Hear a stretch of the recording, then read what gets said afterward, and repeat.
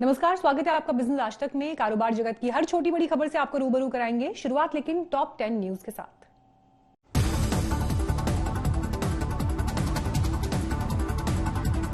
निर्यात में लगातार दूसरे महीने बढ़ोतरी। जनवरी में 5.37% की बढ़त के साथ 27.24 अरब डॉलर का निर्यात। सभी शहरी कोऑपरेटिव बैंक्स और एनबीएफसीज का अब इंटरनल ऑडिट होगा। आरबीआई ने जारी किया सर्कुलर। बैड बैंक के निर्माण में सरकार नहीं करेगी कोई आर्थिक मदद, बैंकों को खुद से करना होगा गठन। पुरानी गाड़ियों को रखना महंगा होगा, नई स्क्रैपेज पॉलिसी के तहत 10 गुना तक बढ़ जाएंगे वाहन री रजिस्ट्रेशन चार्ज।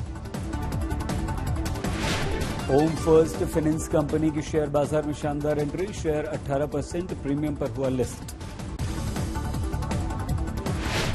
रूस की कोरोना वैक्सीन स्पुतनिक वी 91.6% असरदार, एक स्टडी में दावा। मंजूरी मिलने पर अमेरिकी बाजार में बिकेगी देसी कोरोना वैक्सीन। भारत बायोटेक ने कोवैक्सीन के लिए अमेरिकी कंपनी ऑक्यूजिन से किया करार। एयरटेल के 25 लाख ग्राहकों के आधार नंबर की वेब पर बिक्री का दावा, एयरटेल ने खारिज किया आरोप। पिछले 3 साल में गोवा में 3 लाख से ज्यादा लोग हुए बेरोजगार। आर्थिक नुकसान के लिए जीएमपीएफ ने गोवा फाउंडेशन को ठहराया दोषी। Hyundai की इलेक्ट्रिक कार के प्लेटफॉर्म पर आधारित होगी एप्पल की कार। किया मोटर्स में 3.6 अरब डॉलर का निवेश करेगा एप्पल।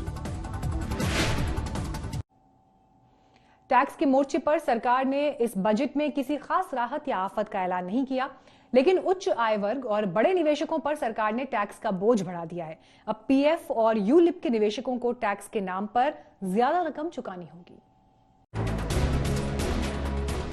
बजट में इस बार टैक्स में तो लोगों की राहत की उम्मीद पूरी नहीं हुई, लेकिन कोविड सेस लगाने की आशंका भी सच नहीं हुई।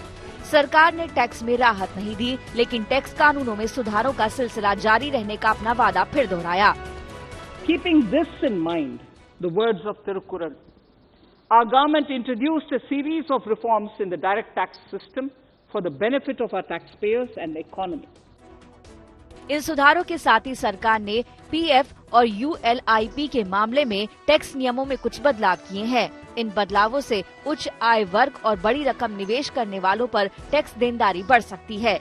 नए नियमों के तहत अगर किसी कर्मचारी के प्रोविडेंट फंड में सालाना 2.5 लाख रुपए से ज्यादा जमा होते हैं तो उस पर मिलने वाला ब्याज टैक्सेबल इनकम में शामिल होगा। इससे 2 लाख रुपए महीने से कम कमाई करने वालों को कोई नुकसान नहीं होगा। ईपीएफओ के 6 करोड़ सब्सक्राइबर्स में से 1% लोगों पर इसका असर पड़ेगा। इसी तरह से यूएलआईपी के 2.5 लाख से ज्यादा प्रीमियम पर भी अब टैक्स देना होगा।